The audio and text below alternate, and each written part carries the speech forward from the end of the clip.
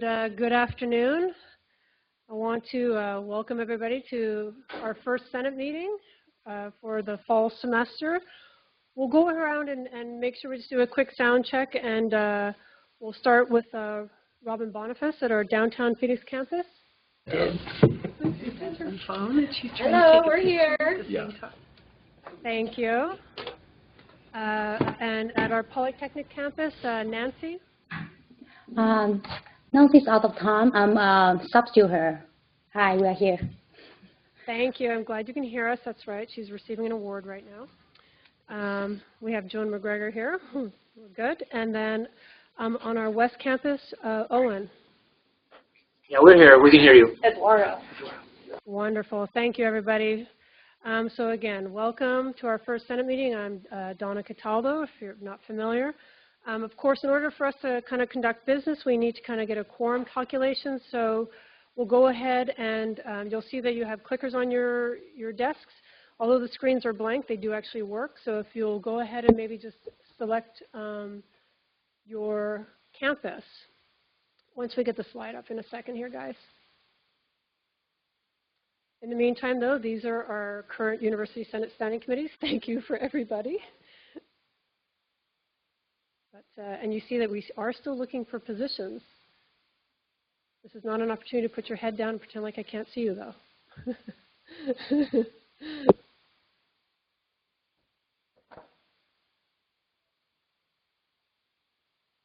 No worries.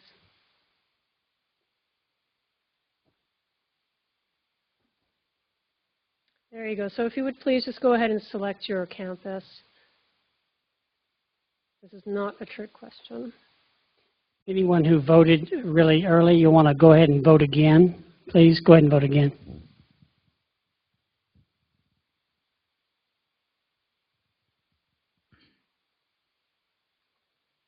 Hey, Chuck, do you mind reinitiating the share? We're not able to see it. See, I would not have done it that way.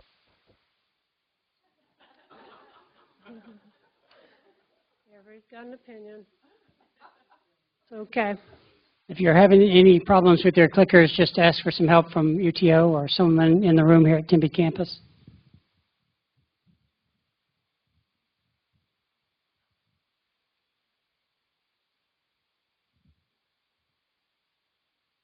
Well, it looks like we have a quorum. All right, then. So let's go ahead and we'll post our trivia question, please.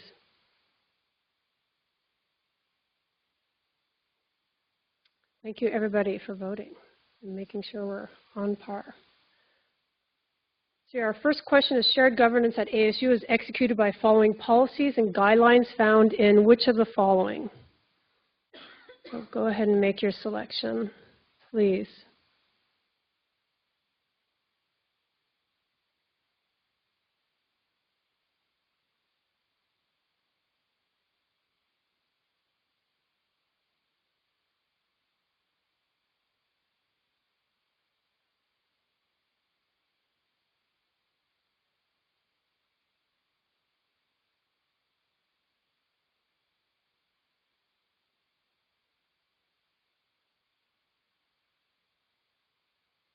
Must be a pop quiz behind us. We can hear a baby crying from Tempe, so somebody's having a bad start. Well, it looks like we have a quorum vote again, so we are good. So hopefully you all selected very well. All of the above. So all of the above is the correct answer. So just a quick note also, one of the regular reminders that we do is that if we do lose video, we'll go ahead and have a 10-minute kind of adjournment, stay put. If we can't, so long as we have audio, we'll move ahead. But if we lose video and audio, after 10 minutes, we'll just cancel, okay? At that point, we'll just call this meeting to order. And I wanted to just, for 1 minute, if we could, maybe take a moment of silence to honor the life of 60 years service and life of our Senator John McCain.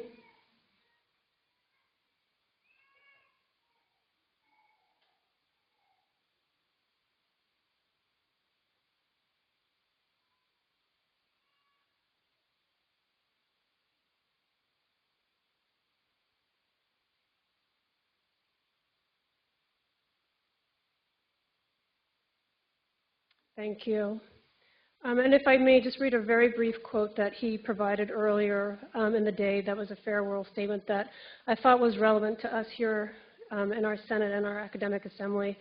I owe that satisfaction to the love of my family. No man ever had a more loving wife or children he was prouder of than I am of mine, and I owe it to America to be connected to America's causes, liberty, equal justice, respect for the dignity of all of the people, brings happiness more sublime than life's fleeting pleasures. Our identities and sense of worth are not circumscribed, but enlarged by serving good and causes bigger than ourselves. So thank you all for your time, and I would like to go ahead now. I'll put the educational piece till after. Instead, I would like to go ahead and ask our University President Michael Crow to come up and speak, please.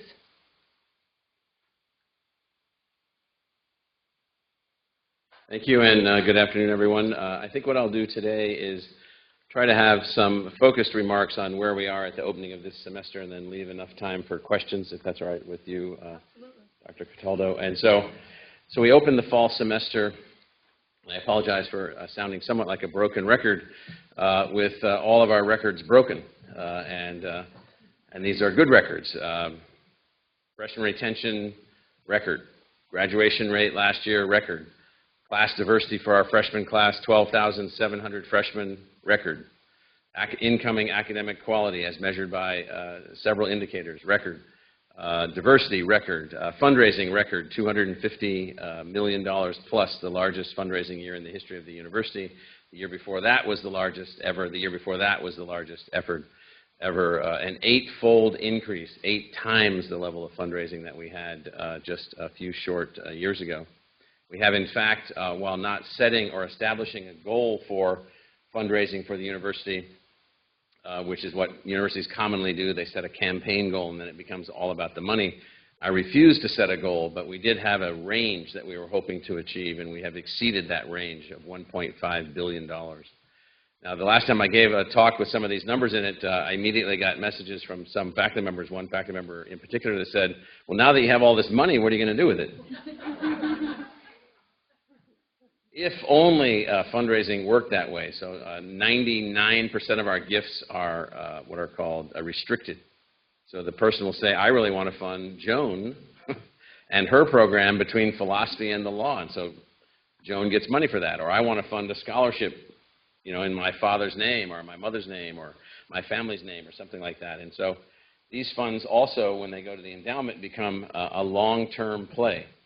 So our endowment is certainly in the top 100 or so endowments of the country. It's larger than almost any endowment of any entity that became a university around 1960 or later. We're raising a lot of money against it, but endowments are financial plays that take 300 years to be realized. And so if you put $1 million into an endowment, you get $45,000 to spend per year. From the million, so that you can always have the 45,000 going into the future infinitely. And so it's a long-term play. Our numbers associated with research. So we believe that we have broken the $600 million research expenditure number, which is an unbelievable achievement. And so if auditing proves that to be the case, which we believe that it will, there's 7 or so universities on the entire planet that don't have medical schools that have $600 million a year of research expenditures. That's an unbelievable achievement by our faculty. We have almost 2,000 individual faculty members who are funded by outside funding sources. That's a huge number also of our 3,600 faculty. We have over 10,000 individual projects. Our students, our faculty are continuing to win award after award after award, so many that people keep telling us to stop sending them so many messages. And so I get these messages back from people. Enough. I don't need to know that there's 14 Career Young Investigator Awards awarded at ASU and only 11 at MIT or wherever, some other place. No, we need to keep pushing this and pushing this. In fact, Mark and I and several others met with our student government leaders earlier last week, in which we listened to them after their summer retreat, where they go off as student government leaders and they articulate that which they think is most important for the university to achieve for them. Their list, which we can share with you, their list is unbelievable. They're focused on the health and well-being of other students and what else can we do to achieve that. They are focused on how do we get students to understand the quality of the education that they are achieving. They are sometimes disappointed by the cynicism of some of their individual faculty members who portray an outlook of the world that they do not see. They're actually positive about the future. They're excited about the life ahead of them, and the 63-year-old professor that she or he is talking to them about, you know, all the travails and traumas and how different the world is than whenever they grew up. They're like, I don't care about that. What I need to do is to be prepared for the world that lies ahead. And so our students are filled with vim and vigor and aspiration and achievement. I mean, one of the things that they're most focused on is how can all of the ASU experiences for all ASU students on all campuses be fair? Well, why is it that the library on the Tempe campus is open 24 hours a day? Or why is it that there's a 24-hour study space on the downtown campus, and, you know, at the West campus and the Polytechnic campus, it's chopped liver? And so those are valid points. Those are it's really quite remarkable what we're hearing from our student leaders, the way they construct specific objectives around each of the areas about student well-being and student success and student achievement. They continue to be concerned about what they think of as enhancements that should be made in academic advising. They'd like to get more from the faculty. They'd like to be more engaged. They'd like to be working on more projects. They'd like to be working in more things. Another thing that they are really tremendously focused on is, believe it or not, using an old term from when I was in high school in 1971, school spirit. They want to feel connected to the institution in every possible way. And that can be from clubs and activities to events to sports to everything, which is why we have very high student attendance at our sporting activities as well as many other activities around the university. So all in all, things are moving in the right direction. Politically, we have a state primary tomorrow where some decisions will be made, and then we have a general election in 10 weeks or so. At which time we'll know where we are with the legislature, we'll know where we are with the governor. Our proposal to the legislature and the governor remains the same. Please modernize your thinking about the university. We are no longer the whining, hand-out complainer about funding the university because it's your moral duty to fund us. What we've really said is, we'll fund the university. We'll make that work from every possible way by being entrepreneurial and creative and building partnerships and developing new sources of revenue and doing things like online education where we're able to benefit students while also generating new revenue coming back to the university. And what we've said is, forget all that, just fund the kids from Arizona, of which we have more than 52,000 on campus. Just fund them. And just fund half of their cost of education. And believe me, if we had, Mark will laugh at this, if we had a victory, a political victory, we've had a number of political victories on a number of different fronts, but we have a number of political defeats. And last year we fought really hard on certain matters and convinced some people to go our way, but nonetheless, we don't yet have an investment model in the institution. So there is no funding model for Arizona State University from the general fund as administered by and approved by the legislature. So think of them as a board of directors. 90 members, each elected from their neighborhoods. They come together and they decide how much they're going to collect from everyone and what they're going to spend it on. You're familiar with this process of taxation and spending. They have not decided how they want to fund us. One of the tormenting things for me is that some of them say, you're doing very well the more we cut you. Don't have a heart attack, keep going. Eventually we can get you down to nothing, and you'll be better than ever. And we say, au contraire. It's a fool's game. We need investment for the people of Arizona so that their cost of attendance, their cost of being able to come to the university can be as modest as possible. Now, we do that with a lot of our own resources, but if we were just to get the funding model that we have proposed to the governor, which is half of the cost of attendance, we would have roughly, in the present proposal that's on the table, more than $140 million per year of new resources at the institution. That's huge. That's huge. And that's at a reduced level, even below the level of the actual cost. And so we're making progress on that, believe it or not. We think we're making steady progress on that. And we have continued to protect and defend all of the other means by which the university is acquiring resources to advance the institution, some of which are complicated. Now, some of you may have read the Lake Havasu newspaper. How many of you read that on a daily basis? Well, they're apparently concerned that we are taking state taxpayer dollars and buying buildings in downtown Los Angeles. I don't actually know anyone stupid enough to do that. This institution is 90% non-financed by state taxpayers. And the facility that is being acquired in downtown Los Angeles is being acquired by resources associated with our endowment, which makes a certain percentage of investments related to real estate. We'd like to possibly use one of those investments with a facility in a key neighborhood for some of our programs, potentially in journalism, in film, in technology transfer, in a range of other areas that we're looking at. And so we are not using state resources for anything other than supporting the students from Arizona attending the university here in Arizona. Our state resources go for nothing else. How do I know that? There's so few of those resources.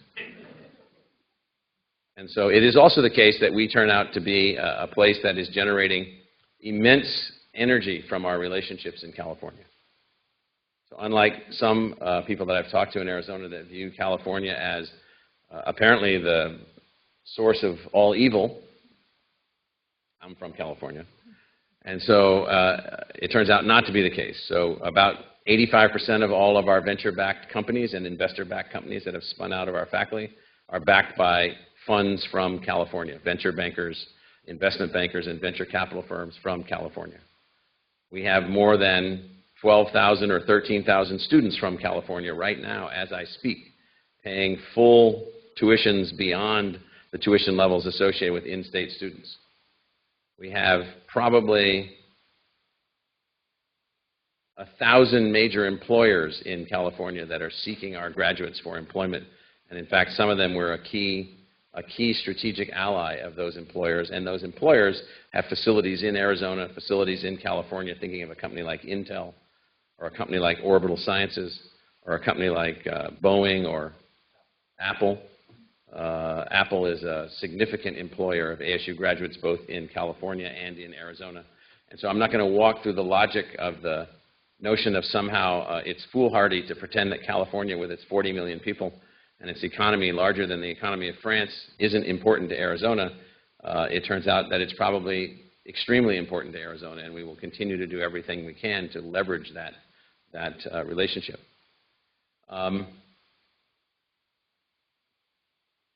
We're now clearly operating in 3 significant simultaneous realms of education. Full immersion, on campus, technology enhanced, with give or take just under 75,000 students. Do we know the exact number yet, Mark? But it's going to be just 73, 74, 75. My guess is around 74. 74,000 on-campus students in the full immersion setting. Digital immersion, online technology-enhanced learning is the second realm, with about 32,000 students, give or take. 35, it's going up very rapidly. It is very rapidly. 35,000 students. And then there's a third realm. Those are all pursuing degree programs of our 170-plus online degree programs. And the third realm that we're operating in is digital immersion, open scale technology-enhanced learning. This is where you're not admitted to the university. You're taking Frank's class in astronomy through the Global Freshman Academy, or a math class, or an English class, or a history class, or a philosophy class. And so I don't know how many are signed up right now, but we've signed up between 400,000 and 500,000 individuals have signed up for these classes and pursued these classes, and that number is accelerating. And within that program, we're beginning to see more activity. That's, by the way, from every known country on the planet. And so we are rapidly expanding those activities. And then there's a fourth realm that we're still operating in experimentally, which is what we call education through exploration, E2X. And what we're looking at there, or ETX, what we're looking at there is game-based learning. So one game that we've put out now, which has 175,000 users, is called Me3. You can look it up, Me3 at ASU. Has anybody taken Me3? I've taken it. It's a game for high school students. It's a game for people thinking about going to college. It's a game for a person to help them know the path to college. You answer 60 visual questions. When you're done answering the questions, it says, well, Mark, I think you're maybe interested in these kinds of career areas. And if these are the career areas that you're interested in, these would be the majors that you would be interested in. And I see that you're a freshman at Mountain Point High School, and therefore you need to take these courses at your high school to make progress. Now, each of you may have had highly focused parents that guided you through everything that you did. That was not the case in my case going to college. My dad just wanted me to go to college someplace where they paid for my clothes and my food so that he wouldn't have to. And so, not that he didn't want to, he just said, you know, you cost too much. You eat too much. You wear your stuff out too much. You just need to go somewhere where they pay for all this stuff. And so this Me3, just take it. So Provost Searle, what did Me3, when you took it, what did it say you should do?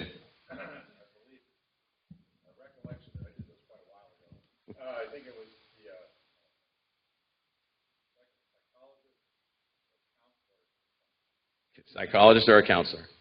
So mine said that I should be, yes, mine said I should be a talent scout or a movie producer. Seriously, that's what it said. And it gave me like 40 different majors, all of which I thought were really cool, and 5 or 6 of which I wanted to major in, and 2 of which I did major in. And so it's just looking back as a retrospective thing. It picked stuff that I was really interested in. It picked majors that I was really interested in. It's just funny. Poor old Panch, Seth Raman Panchanathan, our chief research officer, he's sitting next to me on a plane hooked onto the internet, and he's taking it. And I say, Panch, I already know what it's going to say. Well, let me do it. Let me do it. So he does it. It says he should be a computer systems administrator.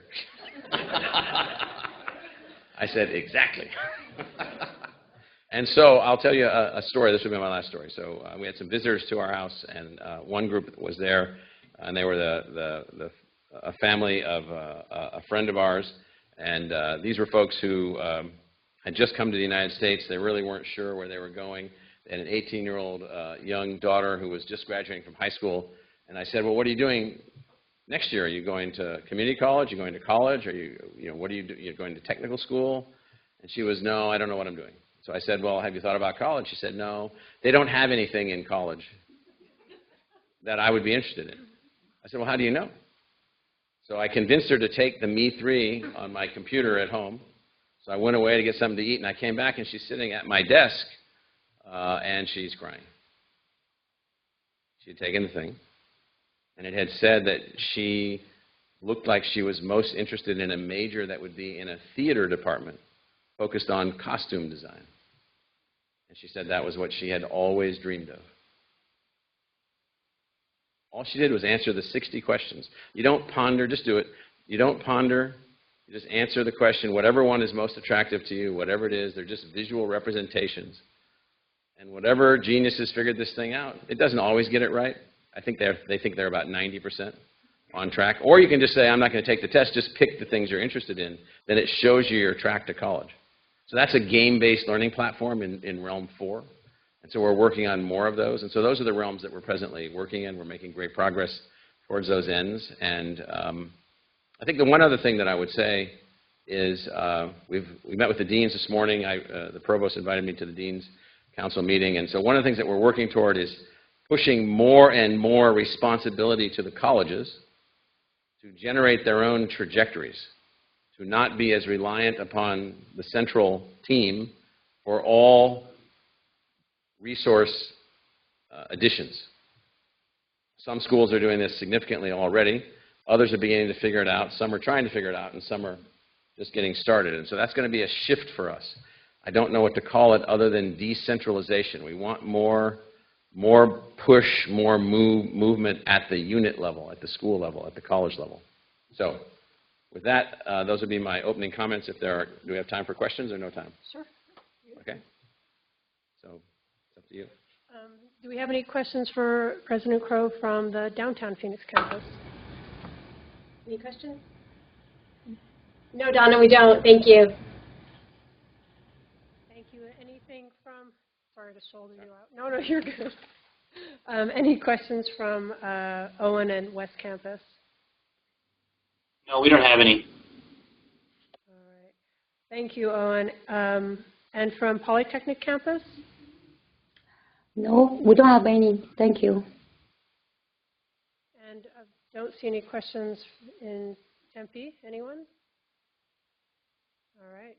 All right, so I'll just say one last please. thing, and that is that I just want to remind everyone, so I've taken the last few years to stopping every time that I can to talk to a student that I can tell from my own experience with my own children and my own siblings and my own growing up is in distress. They are in distress. Something has happened, something is going on. And I have found in 90% of the cases, if I approach the student in the right way, they'll actually tell me what is distressing them, in general. In half of those cases, I can convince the student to listen to me, and maybe I can get them some help, whatever it is. So there was, I've said this story before, but I'll just use it as an example. I was in, I think, the Starbucks on the downtown campus in the Taylor Place building, and this young woman walks up to me. Turns out she was an international student from China. She's hysterical. She's weeping. She's all completely agitated and a flutter. She's convinced that she's going to be deported any minute because she has missed some requirement to get some internship, which is required because she doesn't have some document and this and this and this and this and this and this. And so chances are that may have, ended up in, a student maybe dropping out or failing or something, going home. And so, I made a call to the nursing school and I said someone's got to work and talk with this student to sort of work this out. It did get all worked out. It all came about. It was something. And so and I won't walk you through all of these, but there's even some even this week and last week as students just got here. And so if we actually said to all of ourselves as faculty, every time I see that, I know sometimes, you're like running and there's two kids crying on the bench or something and you're not quite sure what it's all about. But if, as often as possible, you could just say, can I help you? Do you need anything? Is there something that you need? Let me give you my card. Call me right away. Let me know. What's your name? So a few times I've gotten their name, and then we've gotten deans of students to contact them. And there was one student who had sent me, so sometimes I send out a lot of messages. And some students who are having troubles then send back messages that are quite nasty to me. Profanities, and this guy said, he wrote back and he said something, why should I listen to you, you blah, blah, blah, blah, blah. I think he called me a lard ass or something, And so, which might be true, but nonetheless, it's not what you would expect a student to write back. So then we engage the student immediately, realizing that that's a student in stress. No one would do that unless they were under stress. So eventually, what's kind of interesting, I had that student in my office. A couple months later, we'd gotten him a counselor, we'd gotten him some other stuff, and he said this was the first time anyone, the institution, not me, but the institution had responded to his trying to figure out what he was going through relative to his mental health. He had gotten to the right doctor, he'd gotten the right medicine, he was back on track, he was feeling great, I have several undergraduate advisees and mentees also. I try to make sure that all of us should have, I don't know how many of you have undergraduate mentees, but we try to spread the students out throughout the institution. And so, young man I saw the other night, I was over here when the power was out, and there were 5,000 freshmen without power, 6,000 freshmen without power in their dorms, and we weren't sure if it was going to last all night after one of the storms. And several people called me, so I decided to drive over here to make sure we were, not going to fall apart. And so I passed on that day one of my advisees from last year, who had dropped out. He had some very significant issues, and I saw him smiling, big smile on his face, walking by, holding some girl's hand. I said, I won't tell you his name, but I said, I'll make up his name. I said, Bill, looks like things are going in the right direction. He said, yeah, I'm back in school and I'm smiling. And so that was a function of doing something that all of you have the power and the capacity to do, which is to connect to our deans of students, connect to our counseling service, connect to these students. And so for whatever reason in the culture of the institution, I'm not suggesting that these things aren't going on. I'm suggesting that they're not going on enough. So all of us, or not all of us, but many of us have children. Many of us have had siblings. We know what life stresses are all about. And all these students need is just a small hand of help connecting them. So that would be really, really helpful to us on a lot of ways in terms of helping with retention and students feeling that they have a chance to be successful and so forth. So next time you see somebody, and if this happens and it works the way that I'm describing, write me and let me know. I stopped and I talked to Sally, or I talked to Horst, or I talked to whoever, and then this is what happened, because you will feel something when that happens. And it has worked that way for me. And, we're all very busy, but we're not that busy. That we can't get somebody's name, that we can't figure out how they're doing, that we can't give them our email. And then it really works in the right direction. So thank you, everybody, and we'll try to keep everything moving forward. Thank you.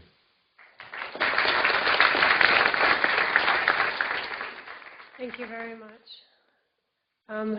So we'll go ahead and kind of skip back to, there's a piece that kind of have a bit of an educational report before I get into the chair's report, please. And just to go ahead and kind of maybe provide some insight onto, maybe that's a little bit, provide insights like, oh my gosh, that's just too much. But just some insight on how do we go through and how do we put motions together, looking at first reads, second reads, all the basic components that make up what is a typical Senate meeting. And for those of you who are new, this may be new. And for those of you who have been here for a few years, it's your third term, thank you for serving, and of course to all of our new chairs. But this is just kind of a flow chart that was requested. You ask for it, you'll get it. It won't necessarily be straightforward, but just to kind of show you kind of the development of how a motion is developed and processed. So, it basically comes from yourselves, all of our academic assembly, all of our faculty members, and like you, put in a lot of hours and work together to get this process before, and work on it before it kind of comes back to us here at the Senate. And then once the motion has gone through kind of all the committee processes that I have gratefully had a lot of success with finding new chairs, so thank you, will come to us at the Senate agenda. So that's where you're kind of seeing what is our typical agenda here. And then kind of moving down, you'll see first reads or second readings and first readings, kind of looking at our old business versus our new business. And just that, the first reads are just simple kind of informational, public announcements and general kind of overview of what's been done through the committee work. But it's not really a point of discussion. It's just more kind of sharing what the committees have been doing and what have they been working on for new courses or new proposals. But it really is at this point where you guys as senators can really have a great impact. Make sure that you're coming back to your units, your programs, to make sure that they're aware of it, because it may be pretty relevant to them. It may only affect you and nobody else on the different colleges. So that's where you really have to be kind of the voice of your group, which can be enormously helpful. I've seen it in my own college as well. And that's where you want to make sure they're familiar with what might be relevant to their program. The second read really is where our CAPC chair will kind of present the final version after we've had maybe comments come back from different senators, or we've had comments back from the different committees, so they've had a chance to kind of consider what you've given us, provided feedback, and make revisions or modifications as necessary. And then at that point, kind of allow for a discussion if there has been something that may be of concern that you want to present in front of the Senate. And at that point, we can have a discussion and see if there is something that we need to kind of vet further, discuss further. If not, that's when we come to a vote, okay?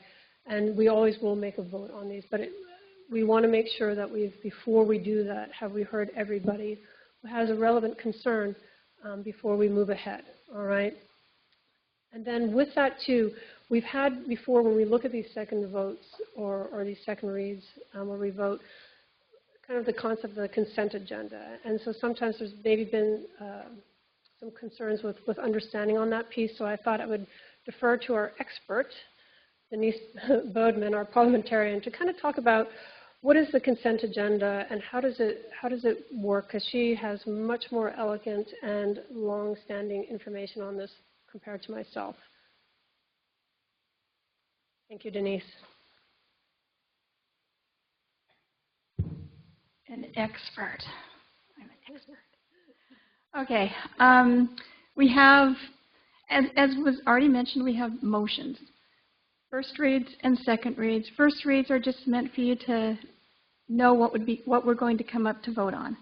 Second reads are when we actually vote. We also have the consent agenda. The consent agenda is meant to make the meetings shorter. It's meant to kind of, for anything that's really not controversial, and everybody's pretty much going to agree with what it is, instead of reading every single motion, it is put into one document that we will consent to. Again, this is not meant to be anything controversial. It's just kind of like housekeeping. That's what consent agendas are. Now, occasionally, somebody will see something on a consent agenda that they think needs to be changed. In that case, you simply ask that that item be removed from the consent agenda. Everything else on the consent agenda, we accept. But that one item, we will then discuss after we pass the consent agenda without that item. And we will treat it as a regular motion. So, for example, today we have 10 things on the consent agenda. These 10 items have already gone through CAPC, the Curriculum and Academic Program Committee, which is made up of senators, and where we discuss the pros and cons of each one of these things. And instead of having each one of those individual things read and discussed and voted on, we can just say in one thing, you guys agree? Yeah, we agree. That's what the consent agenda is. Thank you. Thank you. It's just a good review. You know, it's been summer. We'll kind of lose some of that information, and we'll be doing this shortly, so just as a quick review. So on that note, I'll go ahead and begin the chair's report. Before I kind of get into it, I just want to, because we kind of ended pretty quickly last year, again, welcome our new and returning senators, all of our new chair members, thank you. But just to highlight our Senator Spotlight, who is, she's like, what, me? So, yes, this was back in the spring, but Stefania Triconia, we just didn't really get an opportunity to kind of highlight her service, in that she is with the School of Mathematical and Statistical Services, and we are fortunate that she has served as senator for 6 years, thank you, and has been actually here at ASU for 20 years, and is her first teaching position. Is that correct? Yeah. So fantastic. We're so fortunate to have her. And when asked what had she learned during her time in the Senate, she reports that faculty can have a voice in developing ASU policies. I've learned about the process of improving new courses and programs, about the role of the various Senate committees, and how the Senate works with ASU administration. I've met faculty members and administrators outside my unit that I would never have met otherwise, and I greatly appreciate the effort our faculty puts into shared governance. So, you know, really has had a long-standing career, and we're just really grateful to have her as part of our Senate. So thank you, Stefania. So on that note, I will go ahead and get to the kind of the report. I'll fill you in what kind of loose ends from last academic year and kind of bring you up to speed to what we're to today, essentially. So from finishing up, kind of tying up items from last year, just in case you're not familiar, the 2017-2018 annual report was completed over the summer, and it's up on our website and distributed to essentially all of your deans, chairs, directors, any of the senior leaders. And whenever people ask, what do we do at the Senate, this is a great one-stop shopping site to show exactly what we do all year long. So it's a great way to answer that question, and they'll maybe regret it. They're like, wow, that's a lot, and that's why you're all so tired. It is a lot. When we look at kind of the academic integrity initiative, that was part of creating a platform where we have uniform procedures for entry into a single database that would allow our faculty to kind of share in that academic integrity process and follow maybe students that we have concerns with across the different colleges. That's still an ongoing process because it's no small measure, and that they're currently putting together kind of a best practices list that I know one of our downtown Phoenix campus president been working with Stephanie Lindquist about kind of putting together best practices, and they'll be doing kind of visiting the different campuses, I believe, starting in October to kind of share what they've been working on, as well as maybe get some faculty input on some of those pieces. Online task force was something that our former UAC chair and president, Senate President Arnie Mulse was working on. We have gathered that data and we're kind of distilling that down into its basic elements, and we'll start to generate a report on that to kind of get you some insight moving forward. We're already seeing, as our President Crow identified, our online numbers are increasing, which is fantastic, but we want to make sure that we try to get ahead of that a little bit so we can address any concerns before they occur. We have the luxury of foresight. Let's try to do it. Senate Motion 2018-37, which I'm sure you remember off the top of your head.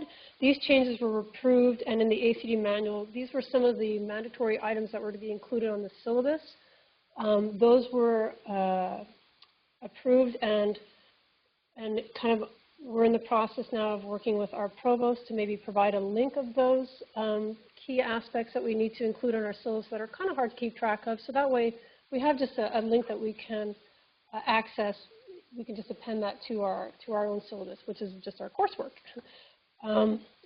Something else to consider is in February of 2018, the Senate transmitted a letter to President Crow, and that we wanted to work to strive to be in the top half of our ABOR-approved peers in terms of salaries.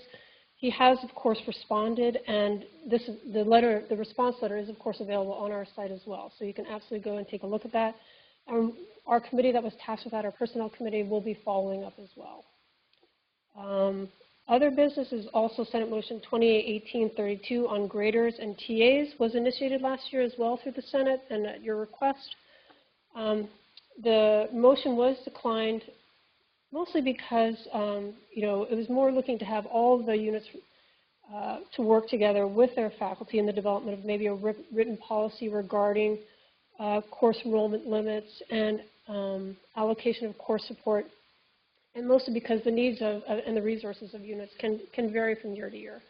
And a fixed policy might undermine some of the success and resources of each unit to move forward at their own level of need. This is a long agenda. We've been busy. So just a couple of items.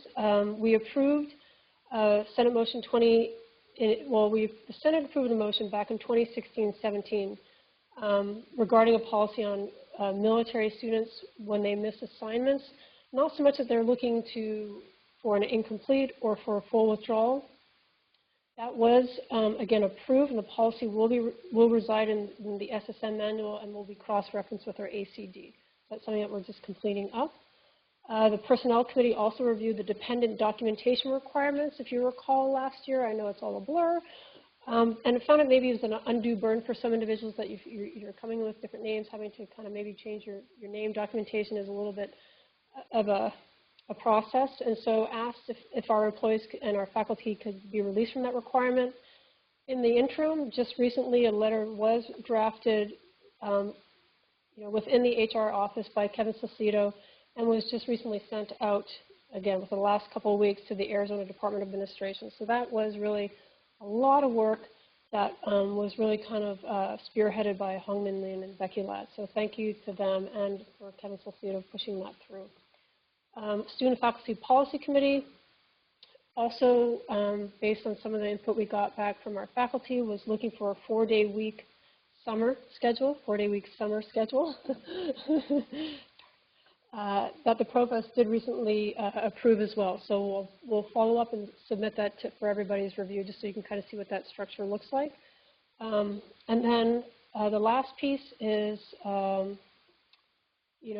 really just, again, reminding myself to make sure I thank you all for all the service you do, and that you really are our connection to our faculty and our connection to the unit level and our chairs and our deans. So make sure that what we do here, you guys communicate, because it's a lot of work that we all do, and make sure you're maybe listening to your own faculty within your own units or your own colleges to make sure we hear what they need, or maybe have concerns with that we can help and kind of put those, some of those things into action.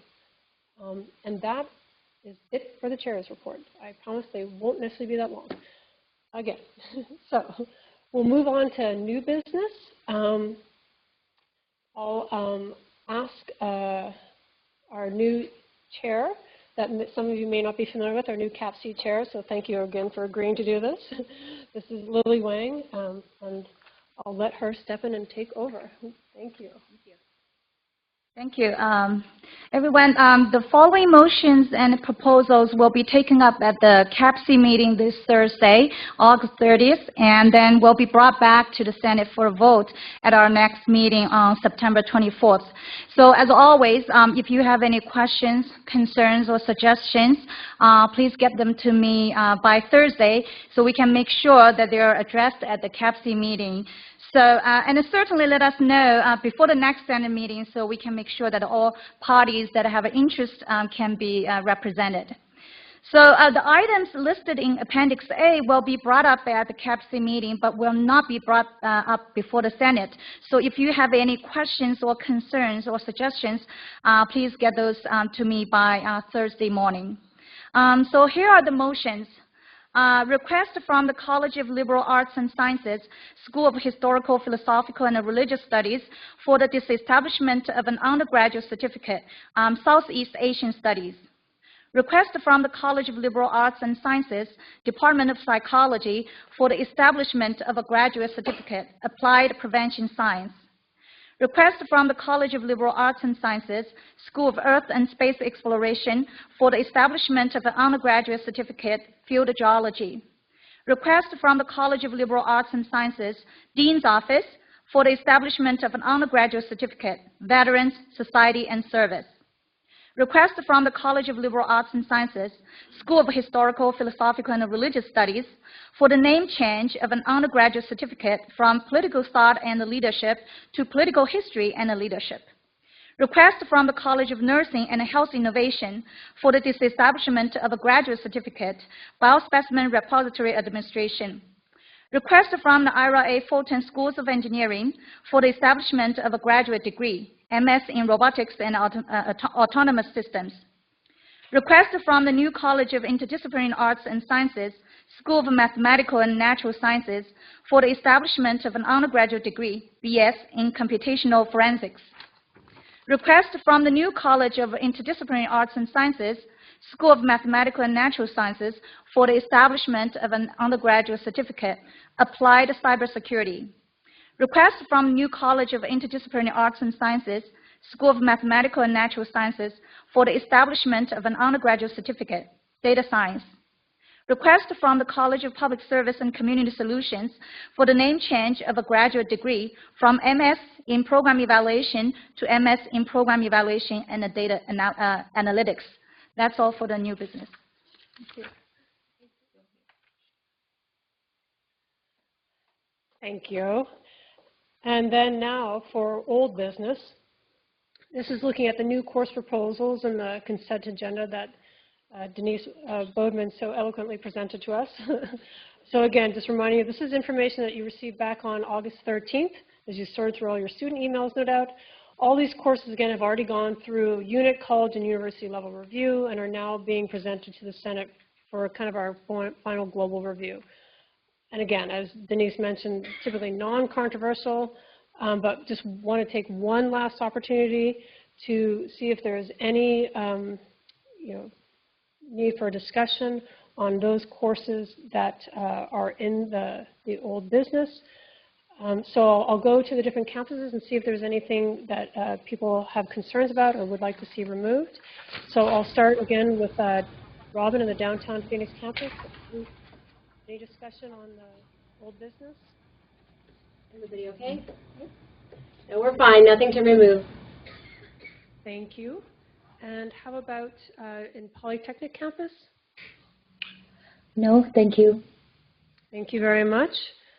It doesn't look like we have any discussion down here. Okay. And then Owen, over in West Campus. No discussion here either. All right, well, if there's no further discussion, I'll call for a vote on the consent agenda.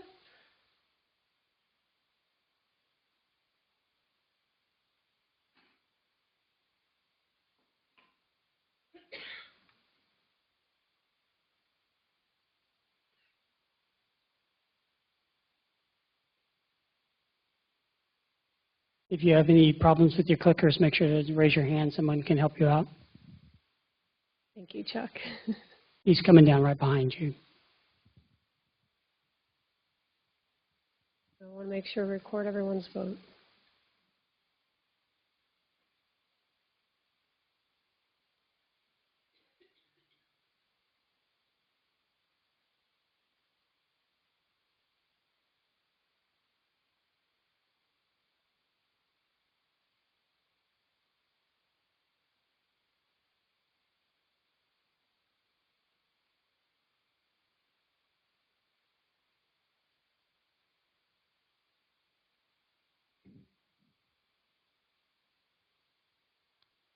Travis, we'll bring over another clicker if you need it.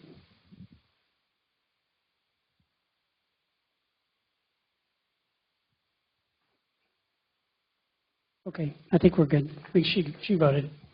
Perfect. Well, looks like we have a great quorum, so thank you, everybody. And then we'll go ahead and have a, for our CAPC agenda, consent agenda.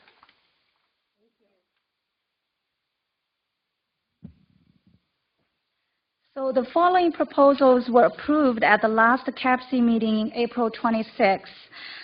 Request from the College of Health Solutions for the disestablishment of an academic unit, Department of Biomedical Informatics. Request from the College of Health Solutions for the disestablishment of an academic unit, International School of Biomedical Diagnostics. Request from the College of Health Solutions for the disestablishment of an academic unit, School of Nutrition and Health Promotion.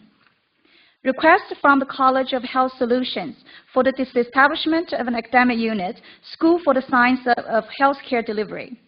Request from the College of Health Solutions for the disestablishment of an academic unit, Department of Speech and Hearing Science. Request from the College of Liberal Arts and Sciences, School of International Letters and Cultures, for the establishment of an undergraduate certificate, Globalization and Culture. Request from the College of Nursing and Health Innovation for the disestablishment of a graduate certificate, Community and Public Health Practice. Request from the College of Nursing and Health Innovation for the name change of an undergraduate degree from Health Innovation BS to Health Entrepreneurship and Innovation BS. Request from the Walter Cronkite School of Journalism and Mass Communication for the disestablishment of a graduate certificate, Business Journalism. Request from the Mary Lou Fulton Teachers College, Division of Teacher Preparation, to change the academic organization of an undergraduate degree, BAE, in Educational Studies. So this is up for vote. Thank you so much. Thank you again, Lily. So again, this will be a consent agenda. I'll make sure to go to the campuses again, see if there's any concern, or if there's any discussion that we want to have over any of these that were proposed just now that we saw back in April. So again, Robin, any discussion on these on the downtown? No, we're fine, thank you. All right, thank you. We'll go to Polytechnic campus. Any discussions there? No, thank you. Thank you.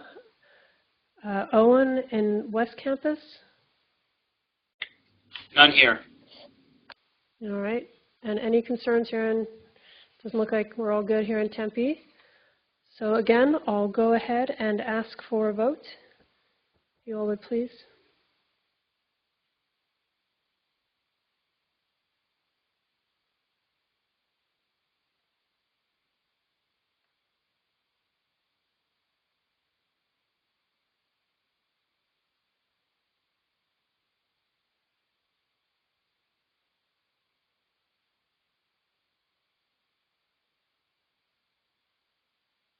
Looks good.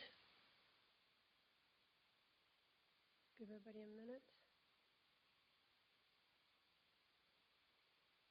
Yeah, I think we've got a nice cohort presented. Thank you, everybody, again. Now, at this point, we'll go ahead and move on to committee chair reports.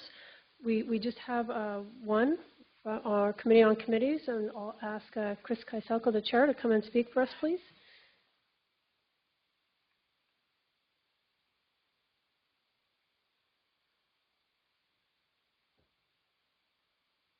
This concerns a follow-up item to the recent survey that many of you completed, where senators who are in need of a committee assignment could indicate what committee they would like to serve on, and this is regarding to the University Senate Standing Committees.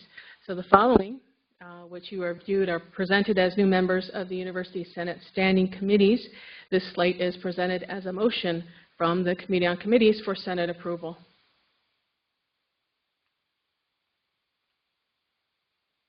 Thank you, Chris. So I'd like to go ahead and hopefully you've all had an opportunity to kind of review the standing committee slate and see if there's any discussion around any of the campuses. Anybody have discussion or concerns that they want to provide? Pardon me? Of course. Chuck, can you go ahead and put the list up again? Thank you for asking.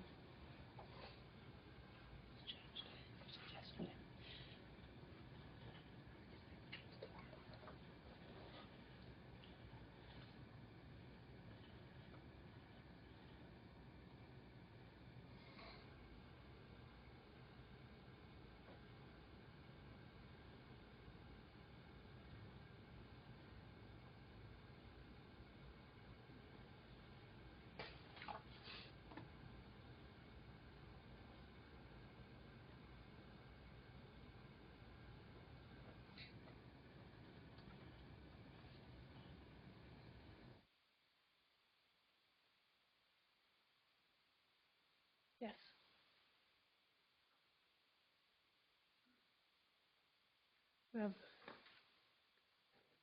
Hi. Hi, my name is Dan McCarville. The Student Faculty Policy Committee, does it have just 5 people on it?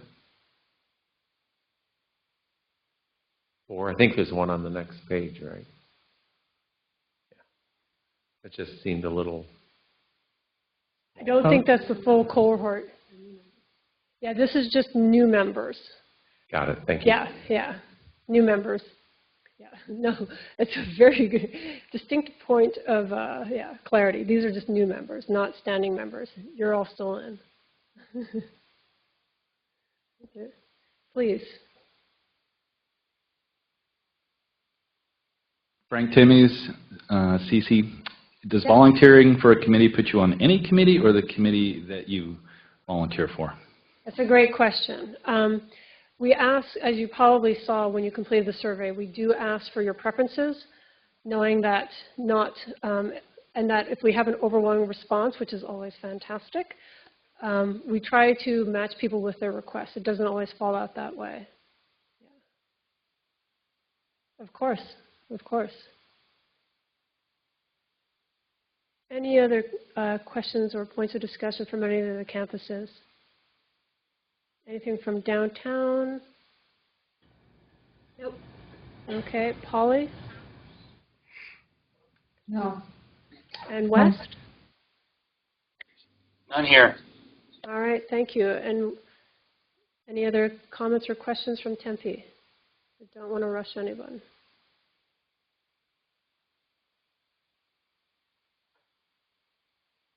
All right, well, if that's what we have for discussion, then we'll go ahead, please, and call for a vote.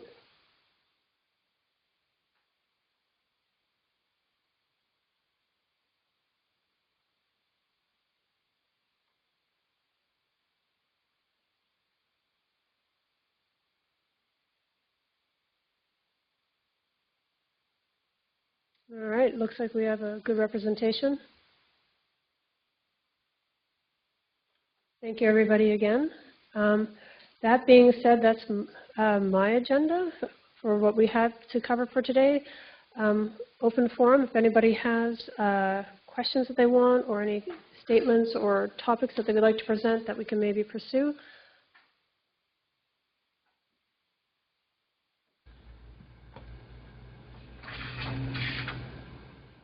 Hello. Hi, my name is Crystal Griffith, School of Film, Dance, and Theater. I'm reading some statements from faculty in my department that are concerned about a recent requirement for insurance for independent contractors. It'll take about 2 minutes. Is that okay? Sure. Okay.